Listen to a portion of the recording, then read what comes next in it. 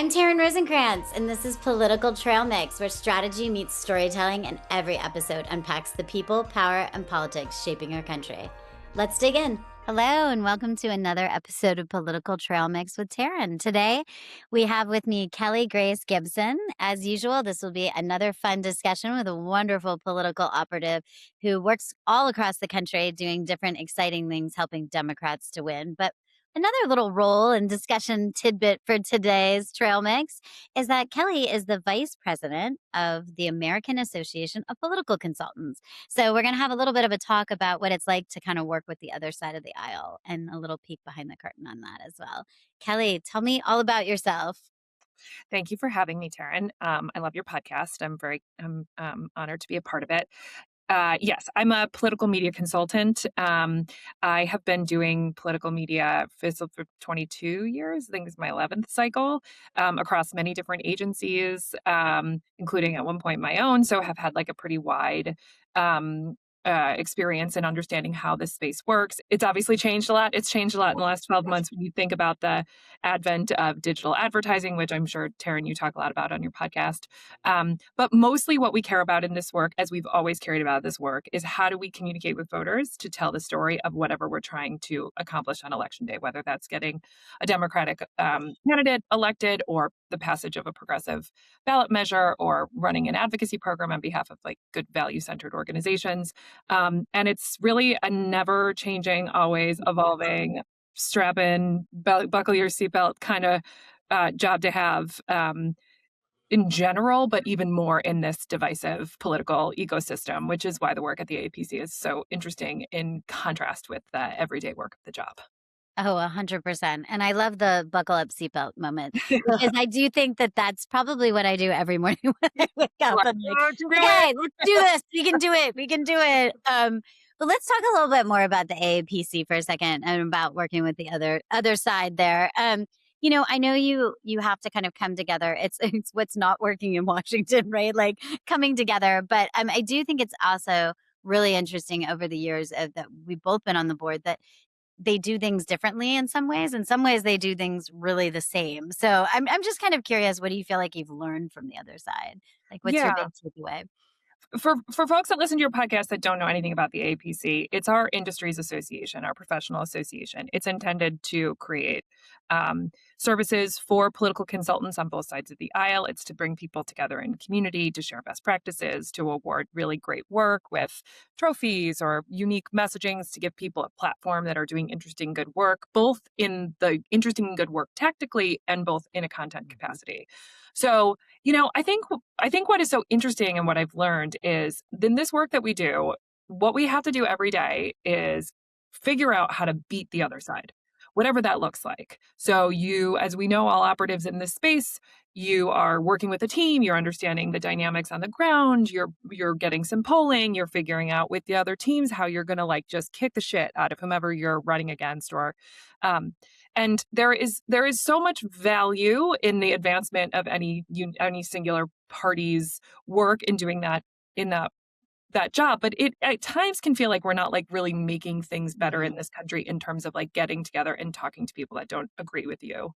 And what the APC can really do is create safe spaces, which I know feels very woke now to say that, but it's true, safe spaces where there is a sort of unspoken agreement that you're there to have a conversation and not have a fight. Mm-hmm. And I think in the everyday world in which we walk through, you're not quite sure who is safe to talk to and that a fight won't ensue.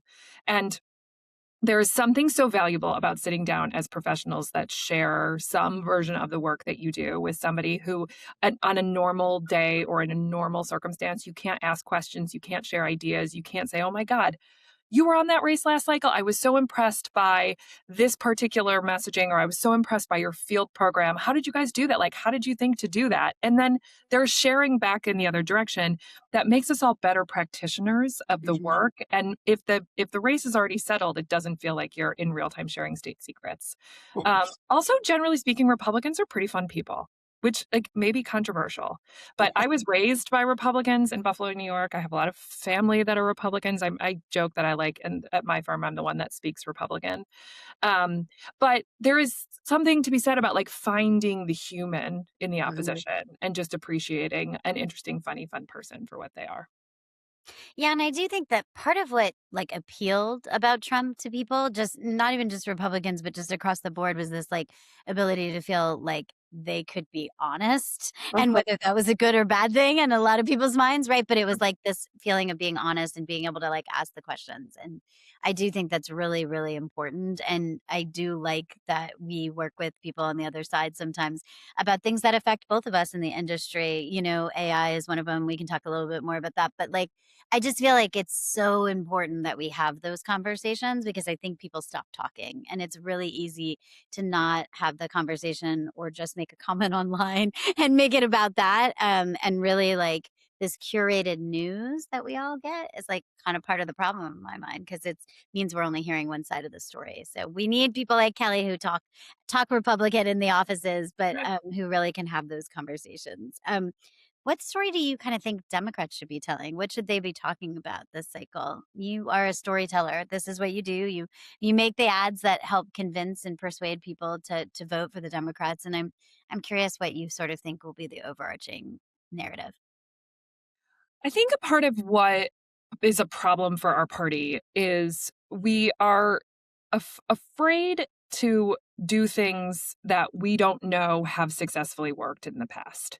So whether you want to call that risk averse or you want to call that like message discipline or whatever it is, Mhm. I think what the other thing that's come out of like the Trump era is a fearlessness about saying what you believe people want to hear. And you know, I think the needle that we all have to thread in how we can be like actually good actors in this space, but also meet the moment and get some wins is this balance between like calling a spade, like calling the opposition out for what we now know through like piles of of Yeah. public national polling that like people are pretty frustrated with this president and the world in which he's built for them, and I mean that, like, pocketbook and the war, Mhm.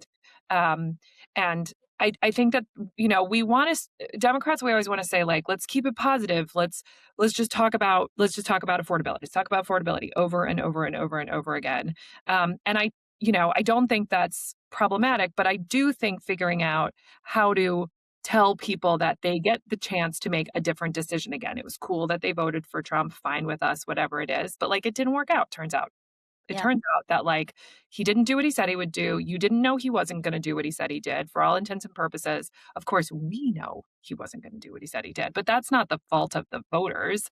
And Right. so I think it's this balance, like in media, we could call it like a contrast spot, Mhm. but it's Mhm. more this just like honest story to be like, oh my gosh, every day, like, did you know you were going to wake up every day and, gas prices would almost be over $5 and your insurance costs would still be insane. And the president is out there telling people, like he's at the press this morning, telling people he didn't care about the midterm elections. Right. So I think there's a level of like plain conversational talk that we don't often do as a party that I think will really be beneficial.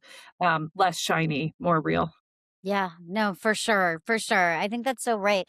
I mean, I think this is such the big appeal right now of I'm sorry I'm going here, but I am the Spencer Pratt AI ads, Oh my gosh. in the American California. So for those who don't know, Spencer Pratt from was it The Hills? I've all of a sudden blanked on Yeah. yeah, The Hills. Okay, sorry. From The Hills, I was about to say the OC. From The Hills is running for mayor of Los Angeles as an independent, and he's been doing these. If you haven't seen them, you're all going to go run out and look at them now. AI ads that are at the top of the Yeah. town, Yes. and I would say of Republicans and Democrats. Like Yes. it's everybody's talking about Spencer Pratt. So curious. Love to talk about AI with you, but I want to start with sort of what you think happens with these kinds of AI ads and why you think Spencer Pratt's ads are so popular. Well, I think Spencer Pratt's ads are popular because it's a break from what political ads look like. I mean, when you think about a voter experience in California right now with what's happening in that governor's race and the mayor's race, like Yeah. there's just a lot of communication happening as it always There's a would. lot of people in both. And Yeah. yeah, and his look nothing like all the other ones. Now, I think that they are completely built for a young male audience, MALE audience, because they have zero appeal to me other than like comical and like feeling a little sad about the way that people need to consume Yeah. knowledge or content to care. Um, I think the more interesting thing about Spencer Pratt is like when he's been in a bunch of interviews talking about like what he would do if mayor or Yeah. why he's a Republican slash independent, he's basically a Democrat. Like he has like almost all Democratic values by the classical Democratic platform, with the exception of like gun ownership and gun Yeah. control. He's very pro guns. And so I think there's this other thing that's happening in our country, like, which, you know, people talk about a pendulum, right? You swing left and then when you swing right. But it's almost like an accordion move. Like we've gotten super divisive, like in our camps, in our corners, like more left, more right. And I wonder about this cycle in 28 where like everyone decides they're coming to the middle, but it gets like really intertwined. Yeah. Like Democrats read like Republicans, Republicans read like Democrats. Obviously, a Republican in LA is going to be less conservative than a Republican in Oklahoma or Louisiana or Mississippi or whatever. So it's this combination with this guy of being like, and like partisan, ambiguously partisan Yeah. Yeah. ambiguity, and also he's young. I mean, he's in his 40s. He's not that young, but he has this ability to just in a Trump style, like Yeah. just throw it all out there, like no concern, no. I mean, he's not made himself Jesus yet in an AI spot, but like, you know, just he's made himself like Batman and Superman and somebody from Star Wars. So like, and he's been really, really hateful towards the incumbent, towards Karen Bass and those. Yeah. Like no, doesn't seem to be any like guardrails about the mud throwing, which is a sort of sad part of modern politics, in my I opinion. know that divisiveness just keeps I cannot agree more on the like further and further apart, and we Yeah. need to be like I'm hoping I agree with you. I hope 28 is the accordion that's Yeah. we get a little bit closer together here so that we don't have to kind of I have this constant barrage of attacks in It every seems like from the story, and I know this is a question later in the list, but it seems relevant to me right now, is like it it seems like from everything we're learning between the redistricting, what's happened after the most recent Supreme Court case, um, and this national polling that says that like people are not liking the Democratic Party anymore, but they're Yeah. certainly disliking this administration and the Republican Party. And so like everyone's sort of like vote is up for grabs. And it's not like if they vote for a Democrat this time, they're then Democrat. So they're completely 28, like the votes are completely fleeting. We should not build a model out of it. We should not base future cycles off of it. But I think that Democrats will be elected. Weird Democrats in weird places will be elected, and it'll all happen really late because of this swing, because of like the never ending changing of what it's like to be an American and in an Yeah. election cycle. Well, and also it's sort of the reason why I think polling doesn't work anymore in the same way. I'm not saying it doesn't work, but it doesn't work in the same way is because you're capturing this like moment in time where it used to be that you maybe didn't swing your opinion so wildly, but now with this constant barrage of information coming at you all the time in like 19 different ways, you're like, "Oh wait, now I that did really affect me and that did really make me angry or that like so there's more of almost a Yeah, roller coaster effect to all of us. So like polling one day really could have been true, but the next did not because we saw or heard something else. And the more yeah, we all act sort of out of sorts and do really crazy things because we're really far apart and really divisive, the more those things happen and people get really turned off or really excited. yeah. And you talked a little bit about like AI earlier. In this case, we were talking about AI from a creative Yeah, like standpoint, but I think what will also happen this cycle is these like synthetic yeah, focus groups, these synthetic groups, which for people that listen to your podcast that don't know, you know, traditional focus groups are polling like talk to real people in some capacity, either on the phone or in a room or on text or something, but it's always like a human person responding. Um, what a synthetic version of that is the AI models that are built off of basically like rolling consumer data polling become like fake people, but they're predictable fake people, and then those fake versions of people become like a a red flag test for an idea, or like sort of like checking the temperature of the water. And I wonder if this election cycle there'll be more dependency on reading what the political ecosystem or like the landscape or the temperature by using these like synthetic groups or these synthetic checkpoints to say like, okay, so last week Americans felt a certain way about the war. We're not going to put another national poll in the field with humans, but what if we checked back in with our synthetic to be able to temperature check all the way along the way? Yeah, because it expands a budget in a way it wouldn't before. I do think there's going to be a lot of misfires with some of these things happening because we're not quite like perfected all of this. Um, but I do think it's one of those things that AI opens a lot of doors for campaigns that don't have budgets for some of the stuff that we know works and that can really make a difference in a race. So I do think it does make some sense, but I think there might be a little bit of misfires. And I'm interested in your take on this because we talk a lot about this, but like now with AI being a dirty word, like last cycle, it was like the word you wanted to put in all of your pitch decks. Like you had to be like AI driven data because everyone was excited about it. And now everyone's terrified of it. And we're just having a very different viewpoint of it. And I'm just curious what you think that means for for AI and politics. Like, will it suddenly become like a revert again, a pendulum, Yeah. but this time actually a pendulum?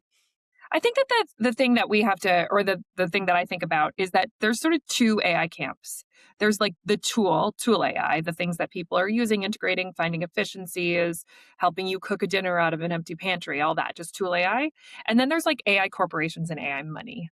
Yeah. And the I think that the public opinion of tool AI continues to be positive. I think there's huge. We have a client who did a nationwide poll on the public affairs side, and like 87% of Americans across partisanship believe that AI should be regulated. And the president recently changed his tune on it, and now he's going to work on some guardrails for the development of AI. Anyway, and so people feel like that is like one lane. But the other thing that's happening this election cycle is the AI money. It's like Yeah. AI money in our elections. It's the new super PAC money. It's like crypto and AI. And of course, APAC, who's been there forever. But there is this like changing sentiment of Americans about AI that I think is likely due to the publicity and exposure they've gotten with how they're trying to put their finger on the scale in a Mhm. regulatory capacity, and less about like the advancement of AI tools, Right. which I think people still feel good about, and firms are embracing and campaigns are embracing and all that kind of stuff. I mean, the other piece of this, and just to bring it back to the APC for a minute, is there's all these different state regulations around the integration and use of AI in campaigns, especially state-based campaigns. So a lot of people are trying to integrate AI for efficiencies and to make a product more affordable for their client, but could trip themselves right into a like campaign violation that could be Yeah. sort of detrimental to their own work. And so it's like it's complicated out there. It's like it's a confusing web, and it is in an industry that's like move fast and break things like ours is. There's a moment where you have to breathe and be like, how am I going to do this, and as like a good actor, and how am I going to not get myself in trouble or my candidate in trouble along the way? Yeah. I mean, digital for honestly, as long as I've been doing this, which is a very long time, has been the wild, wild west. And AI is just even more so the wild, wild west. And it's like we're moving into this of like self-regulation, over-regulation. It's the same thing that sort of happens year after year. It's a different word of what we're regulating. It was texting, it's AI, it's all these different things, but there's sort of always a rash reaction that kind of maybe goes too far after we like had no regulations. So I definitely am interested to see it. And I could not agree more about the AI money in politics in general is an interesting thing that we could probably spend 3 million hours discussing and still really not scratch the surface. I want to kind of take us in a different direction though. I feel like there's just, for a lot of folks that are listening, I think there's a lack of hope, right? Like I just talked about this with folks before, and I feel like I love hearing different people's takes who've been in the industry and who know that feeling, but also understand that voters are feeling it as well. It's like what without the hope or without sort of realizing we make an impact, like how do we keep going? And I think that's whether you are making ads and telling people's stories. But I just always like to ask, like, what's your favorite story from either if you were working on a campaign or if it was just working, at that you do with whatever campaign, making an ad, anything you've done that sort of reminds you of why you do this and that like it can make a difference? Yeah, I do a lot of ballot measure work in addition to the candidate work, but the ballot measure work is really where I spend time with people who are in tough, whose lives are tough. And usually the ballot measures, citizen-initiated ballot measures, are usually a tool in more conservative states than they are progressive states, because progressive states don't need to move that kind of policy via the ballot. So anyway, I am working right now on a minimum wage campaign in Oklahoma. I do a lot of work in Oklahoma and Kansas and Missouri and those red states in the middle of the country. And I was there to film some ads, and met this awesome woman named Yossi. She's a bus driver. Minimum wage in Oklahoma is still $7.25.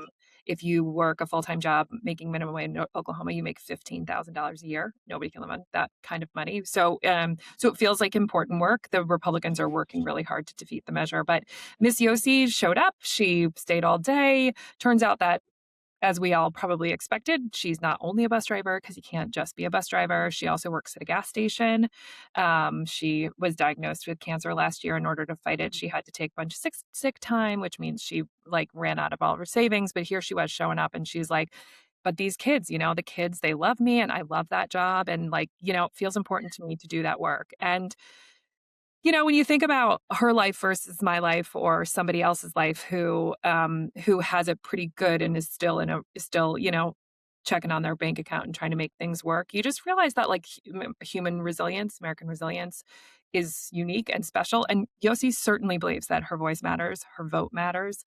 She certainly believes that if she works hard, she'll be able to figure this out, feed her family. And there is still the what's ingrained in the American culture is certainly the American dream. And that has been redefined a million times. And some people say the American dream is the chance to bootstrap your way up and really, if you work hard. And, other people believe that the American dream is being taken care of by your government, that if you're in service of your government, then your government is in service of you. And it's always good to remember that regardless of who wins and loses, there's 350 million Americans, and they're all out there every day, just trying to show up for their families. And that's just a really good reminder about why we do what we do. Yeah, no, I think that's right. And I think it's so powerful and such a good reminder. And this is why I like to try to bring a little hope to everybody as we're that is tough, but she's resilient and working, and we're all working to make things better. And if that ballot measure passes, that's huge and a direct impact on this woman's life and so many others that are there in the state and in the nation, really. But I mean, on that note, if people are feeling like they want to do something, what advice would you give to someone if they said, I want to get involved in politics, whether that's running, whether that's volunteering or whatever it is, or giving a donation, whatever it is. I always try to ask that because I do feel like there's a lot of people who are listening, watching, and just trying to figure out what can I do? Again, I feel a little bit hopeless, or I feel a little bit lost. And so all of us that have been in the business, I'm like, we do want fresh voices. We do want people that are coming to the table. So what could someone do if they wanted to get involved, or what would I actually think that the easiest thing to get people to do is to try to convince everyone they know to actually vote.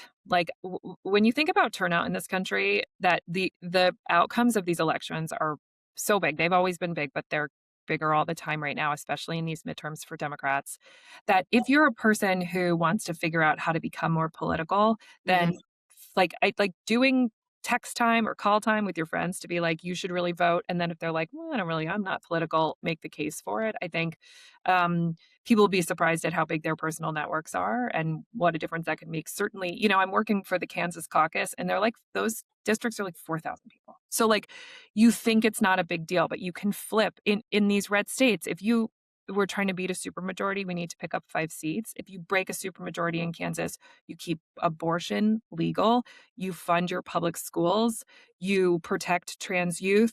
The outcomes of a 4,000 person district are profound. And so I think, our industry really values these big races. Have you gotten a big Senate race? Do you know somebody who's running for governor? But the power in this country, the state-based power in this country, is really, really rooted in these state legislatures. And that's why I think these caucus programs are really useful. So I would maybe find, if you were interested in one level more sort of engaged, I would figure out what are these states that could, in this swing, if we have a midterm swing, where could we beat supermajorities? And if you were somebody who cares about reproductive justice, trans youth, all that sort of stuff, it all starts there. It's just, I think that people think politics in this country is huge and hard, and some parts of it are huge and hard. And if your eyes are only set on a big presidential win or whatever, there's lots and lots of elections every cycle that are not talked about on the national news. And I think that that's a place where somebody with a little time and a little passion can make a real difference. Absolutely. Absolutely. And honestly, I hope that people realize just how important those races are. You said it. I will say it again. Plus one to everything that Kelly just said, because these things and these laws that we object to, like, many times happen in very small spaces of the, like, state Senate and the state House. And you're like, oh, but I just don't even realize that that's something that is that important. It's a lot more powerful when we can stop those super majorities than people realize, because that is those little state laws that pop up really can have a huge impact on our daily lives. And then we set precedent. So those state laws set precedent for other states to do it or to be held up in the courts. The courts are really complicated right now because it doesn't seem like courts are unbiased the way they should be. But if you're giving them a reason or an opportunity to rule in a conservative capacity by pointing to some example of someplace else it's legal, then that is also a good thing to try to ward off against. For sure, for sure. And that is exactly how these things start happening. They snowball effect of these different things because they then have precedent. I couldn't agree more. I do like to play a little bit of a fortune teller, crystal ball, do a little predictions for the midterms. I ask everybody to give me their prediction for the midterms. It can be very specific or not. No money will exchange hands. I just keep talking about this. I don't know if you saw this, but like the political betting scandal that happened where the people are voting on themselves. That information. So I'm like, I just would like to say nobody exchanging hands. Take the hint right to Kalshi. Right. Yeah. The market. Yes. I think this one's a hard time. This one's a hard one, fortune teller of it all. Mostly because of the changing of the rules and not because of voter sentiment. But did you see early voting in South Carolina was crazy? Like, people were waiting in their cars in line for hours and hours and hours and hours. So I do think that turnout will be higher than to vote for the Democrats. It makes me, I think that there'll be depressed turnout for the Republicans, which is sort of what happened last time the president was not on the ballot. And I do think there'll be like lots of late breaking candidates who jump in right before filing deadlines. I think we will end up losing some of the ones we think we're going to win and winning some that we think we're going to lose. I think that we can't predict what angry Americans do on election day if they're told the right stories along the way. Yeah, and it's still a long time, even though it's not. In our world, it's a long time. Yeah, it's a long time. To get to the finish line, Yeah. This redistricting has been a huge surprise, and like adding a whole different element of, I think I was telling you the other day, I'm like, I had candidates drop out. I had, like all of a sudden we don't have a primary anymore. All of a sudden I have the world's craziest general election. I think I think it's always like this for us as political consultants. Like our candidates it's never a straight line. It's like, and that things are all over the place, and the detours you take along the way are certainly make it not predictable at all. And I couldn't agree more. But I do think I'm feeling hopeful. I think it sounds like you are cautiously optimistic. Yeah. All be running like we're scared and we're like 2 points down. Nobody should ever feel anything different than that, especially with so much of these laws changing. But I do think there's a lot of really great stories of hope out there. And I'm glad I got to share some of them with you. And I'm actually, like, I joke with Kelly all the time that we share the same mind, but I do that we are both wearing, just as we are both wearing denim, different shades, because maybe we have the same opinion. We're very hip. Well, I appreciate you. I appreciate everything and all your insights, and as I'm sure our listeners do too. So thank you for joining me. Thanks for having me. It was really fun. Thanks for listening to Political TrailMix. Make sure to follow and review wherever you get your podcasts, and stay connected with me on Instagram and YouTube. Let's keep this conversation going.